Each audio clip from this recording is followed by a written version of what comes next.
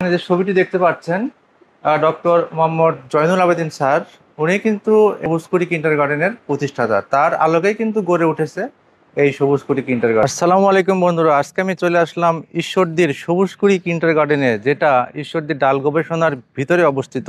এবং এখানে একসঙ্গে দুইটা স্কুল রয়েছে, নিচে সবুজকুড়ি কিন্ডারগার্ডেন এবং উপরে রয়েছে ARS হাই স্কুল, যেটি 2005 সালে প্রতিষ্ঠিত হয়েছে। এবং সবুজকুড়ি কিন্ডারগার্ডেনটি তৈরি হয়েছে 1981 সালে।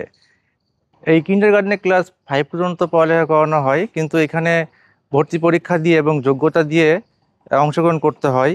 অর্থাৎ একটা ভালো মানসম্পন্ন একটি স্কুল আমরা বলতে পারি। তো এই ভিডিওতে আমরা পুরো এই স্কুলটি ঘুরে ঘুরে দেখাবো, এখানে কি কি রয়েছে। এদিকে দেখতে পাচ্ছেন সেই পুরাতন বিল্ডিং, যেটা শুরুতে তৈরি করা হয়েছিল।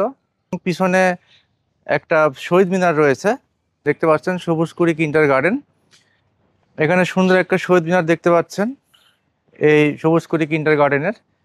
এবং পাশেই রয়েছে সেই পুরাতন ঘর, যেটার মধ্যে এখন শিক্ষকদের মিলনায়তন কেন্দ্র বলা হয়। এখানে নোটিশ বোর্ড রয়েছে, জরুরি নাম্বারগুলো এখানে দেওয়া রয়েছে, দেখতে পাচ্ছেন বন্ধুরা, যাতে কোনো প্রয়োজনে দ্রুত সহযোগিতা নেওয়া যায়।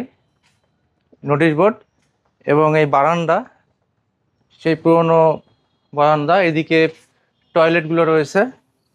সব কিছু মিলিয়ে ঈশ্বরদীর মধ্যে এই সবুজকুড়ি কিন্ডারগার্ডেনটি একটি নিরিবিলি পরিবেশে তৈরি করা হয়েছে। হেডমাস্টার এখন রয়েছে শামসুল আলম স্যার।